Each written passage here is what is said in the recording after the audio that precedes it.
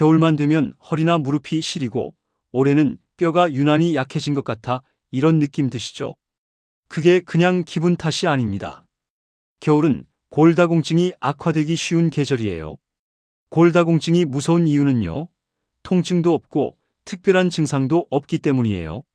그래서 많은 분들이 나는 괜찮아 하시다가 넘어지면서 손목, 척추, 엉덩이 뼈가 부러져서 병원에 오십니다. 실제로 6070대 여성의 골절은 넘어져서 생긴 경우가 대부분이에요.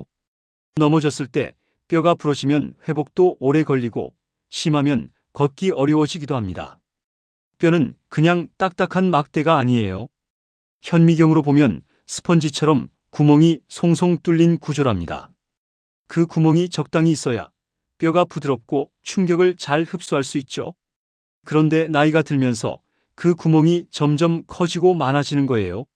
마치 딱딱한 스펀지가 점점 헐거워지고 잘 부서지는 것처럼요. 이게 바로 골다공증이에요. 글자 그대로 뼈에 구멍이 많아지는 병이죠. 왜 나이 들면 생기냐고요? 우리 몸의 뼈는 매일 조금씩 부서지고 다시 만들어집니다.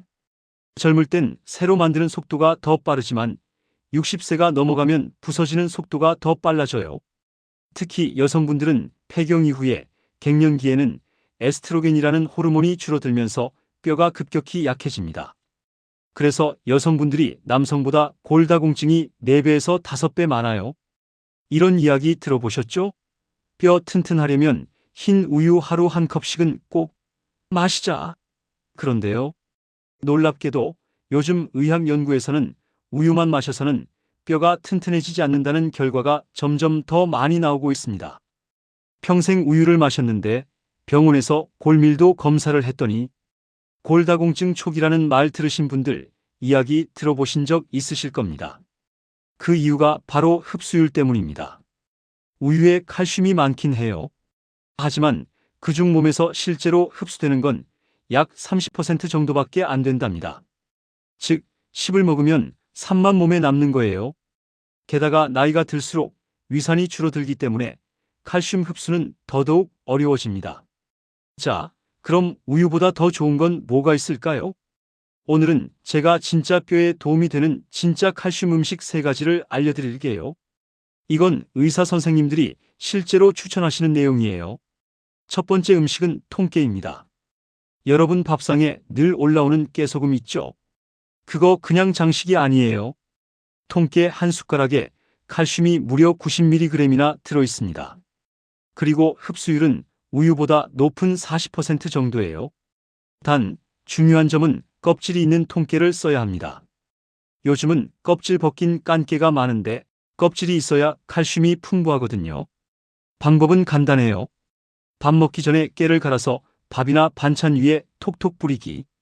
그것만으로도 충분합니다. 두 번째 음식은 깻잎이에요.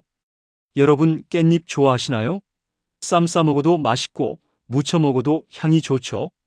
깻잎 10장에는 210mg의 칼슘이 들어있습니다. 그리고 흡수율도 45% 정도로 아주 우수해요. 게다가 비타민 K가 풍부해서 먹은 칼슘이 뼈 속으로 잘 들어가게 도와줍니다. 그러나 주의할 점이 있습니다. 깻잎 장아찌나 짜게 절인 건 피하세요. 소금이 너무 많으면 오히려 뼈에서 칼슘이 빠져나갑니다. 되도록이면 생 깻잎을 쌈으로 먹거나 들기름 살짝 두른 깻잎 볶음이 좋아요. 마지막 3번째 음식은 뱅어포입니다. 이건 좀 의외죠? 작고 얇은 그 뱅어포 한 장에 칼슘이 400mg 이상 들어있습니다. 그뿐만 아니라 비타민 D도 있어서 칼슘이 뼈에 잘 달라붙도록 도와줘요. 단점은 하나 있어요. 소금기가 많아요. 그래서 하루에 한 줌 또는 반장 정도면 충분합니다. 뱅어포를 마른 팬에 살짝 구워서 간식처럼 드시면 딱 좋아요. TV 보실 때 과자 대신 드시면 골다공증 예방 간식이 됩니다. 좋은 소식이지요? 간단한 음식으로 골다공증을 예방할 수 있으니 말이에요. 이미 골다공증이 있어도 악화를 막고 뼈를 튼튼하게 유지할 수 있어요. 음식, 햇볕, 운동 이 3가지로 스펀지처럼 숭숭 뚫려가는 우리의 뼈를 채워갈 수 있습니다. 그리고 통깨, 깻잎, 뱅어포 같은 칼슘이 많은 음식을 먹으면서 흡수를 높일 수 있는 생활 습관도 함께 알려드리겠습니다.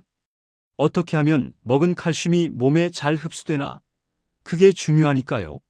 첫 번째, 햇볕 쬐기. 햇볕은 비타민 D의 원천입니다.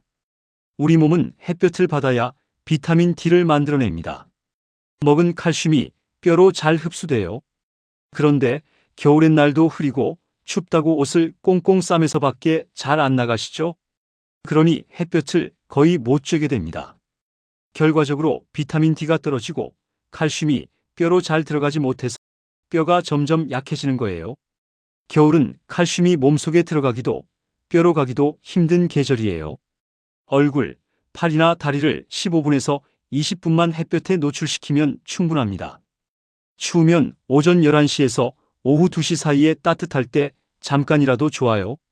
만약 햇볕 쬐기 어려운 날이라면 음식으로 꼭 보충해 주세요. 고등어, 꽁치, 달걀 노른자입니다. 이런 음식에 비타민 D가 듬뿍 들어 있습니다. 일주일에 2~3번만 먹어도 효과가 좋아요. 겨울엔 김치찌개, 된장국, 찌개류 많이 드시죠? 이런 음식은 맛있지만 짠 음식이 많아요. 문제는 소금이 너무 많으면 몸속 칼슘이 소변으로 빠져나간다는 거예요. 즉, 짠 음식을 많이 먹을수록 뼈는 더 약해집니다. 겨울엔 뼈가 약해지기 쉬운데 거기에 짠 국물까지 더해지면 최악입니다. 국물은 조금만, 양념은 줄이고 채소나 생선 위주로 드시는 게 좋아요.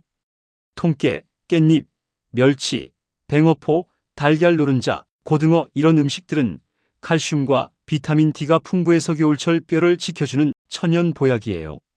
그리고 산성 음식 조금 곁들이는 것이 좋습니다. 레몬즙, 식초 이런 약한 산성 음식은 칼슘 흡수를 도와줍니다. 예를 들어 시금치 무침에 식초 몇 방울 떨어뜨리면 더 좋아요. 단, 위가 약하신 분은 식초 원액은 절대 드시면 안 돼요. 반드시 물에 타거나 음식에 살짝 넣는 정도로만요. 추가적으로 비타민C는 칼슘을 뼈 속으로 이동시키는데 꼭 필요합니다. 귤, 딸기, 키위, 파프리카 같은 과일을 하루에 한두 번 챙겨 드세요. 겨울엔 따뜻한 귤차도 좋습니다. 몸도 따뜻해지고 뼈 건강에도 도움돼요. 마지막으로 하루 30분 걷기 노력하기입니다. 여러분, 뼈는 움직여야 튼튼해집니다. 체중을 지탱하는 운동, 즉 걷기가 제일 좋아요. 하루에 30분만 일주일에 5일 정도 꾸준히 걸으면 뼈가 스스로 단단해지는 자극을 받습니다. 그냥 집 앞을 한 바퀴 도는 것도 좋아요. 핸드폰 만보기 켜두고 걸으면 의욕도 생깁니다. 밖이 미끄러워서 걷기가 힘들다면 집 안에서라도 걷기 운동해보세요. 벽 짚고 까치발 들기, 제자리 걷기, TV 보며 다리 들기 등 이런 것도 좋아요. 하루 30분 꾸준히 움직이는 게 핵심입니다. 너무 춥거나 건조하면 근육이 뻣뻣해져서 넘어지기 쉽습니다.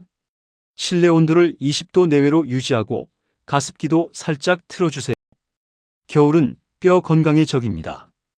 햇볕 줄고 운동 줄고 음식 짜지고 넘어지기도 쉬운 계절이에요. 하지만 반대로 조금만 신경 쓰면 1년 중 뼈를 가장 잘 관리할 수 있는 계절이기도 합니다. 여러분, 오늘부터 3개월만 꾸준히 실천해 보세요.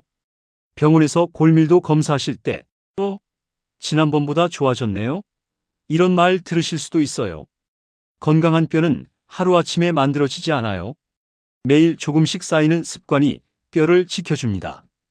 오늘부터 우유 한 컵 대신 통깨 한 숟가락, 깻잎 한 장, 걷기 30분. 이 3가지만 실천해 보세요. 분명히 몸이 달라질 겁니다. 저는 다음 시간에 또 다른 건강 이야기로 찾아올게요. 여러분, 오늘도 건강하세요.